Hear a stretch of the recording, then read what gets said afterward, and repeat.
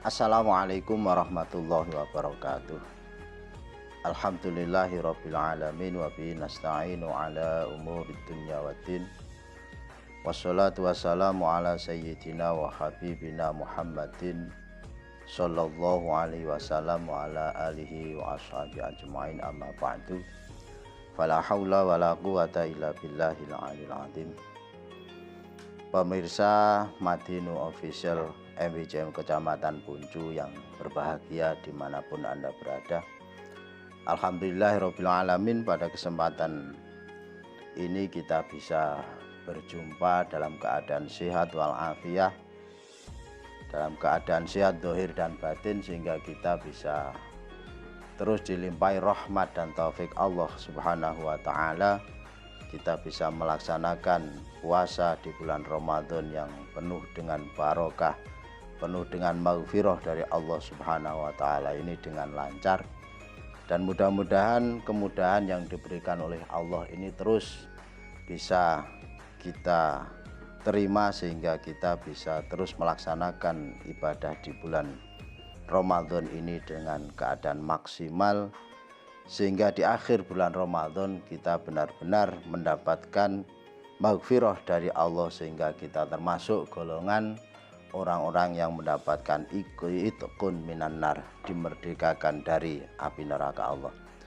Pemirsa Madinu yang berbahagia dimanapun berada, bulan Ramadan adalah salah satu bulan yang dimuliakan oleh Allah Subhanahu wa taala, yang dikhususkan kepada umat Nabi Muhammad SAW untuk memperbanyak ibadah, untuk melipat gandakan amal-amal kebaikan demi menggapai kebahagiaan hidup di dunia dan akhirat. Ada beberapa ibadah yang perlu dilaksanakan dalam bulan Ramadan, atau beberapa hal yang mungkin tidak dilaksanakan di selainnya bulan Ramadan. Ada sebagian ulama yang mendhauhkan, atau sebagian juga ada yang mengatakan bahwa itu hadis dari Nabi Muhammad SAW, mangqoma Ramadanan imanan wahtisaban ghufira lahu ma taqaddama min dzambi. Barang siapa yang mau melaksanakan ibadah karena mengharapkan ridho dari Allah Subhanahu wa taala, maka akan diampuni dosa-dosanya. Sebagian yang biasanya dinantikan oleh orang-orang yang ketika memasuki bulan Ramadan, yaitu melaksanakan berbagai amalan-amalan sunnah.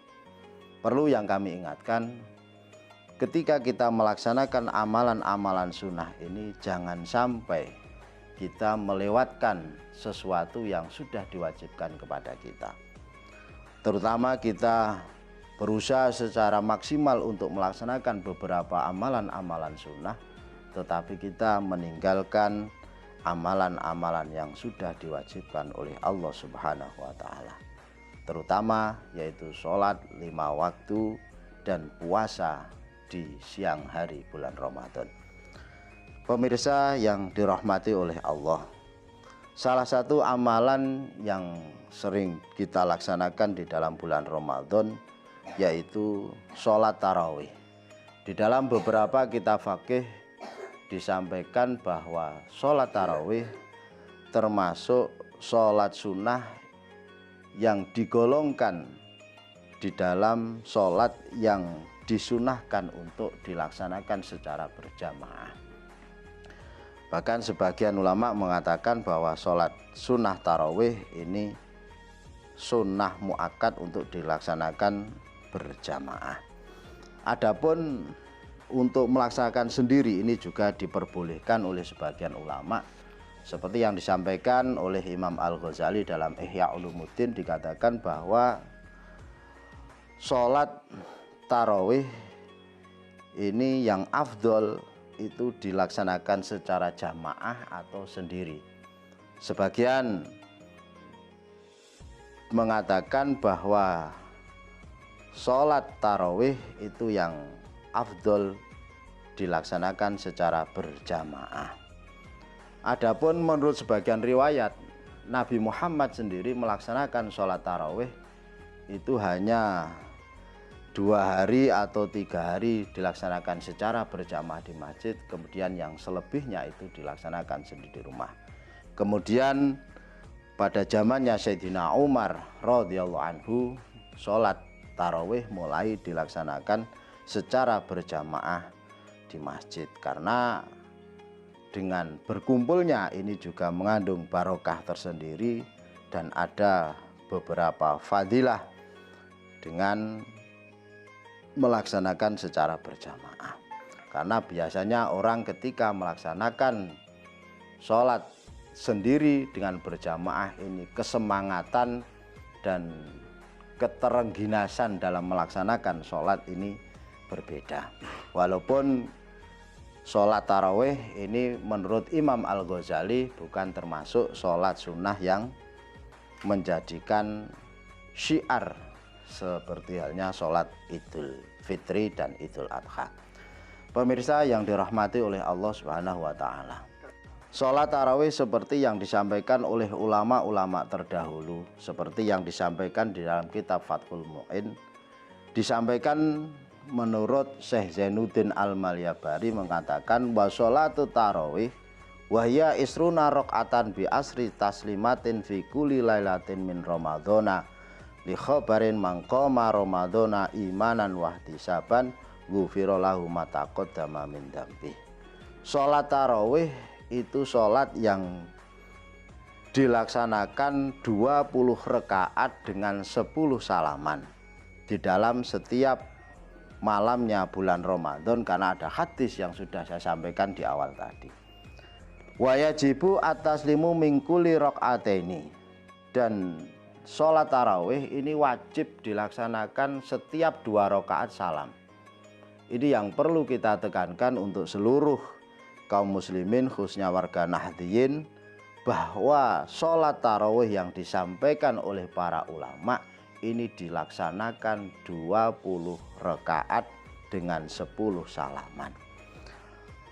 Kemudian Syekh di dalam kitab Fathul Mu'in mendahulukan falau sholat arba'an minha bitaslimatin lam tasihha.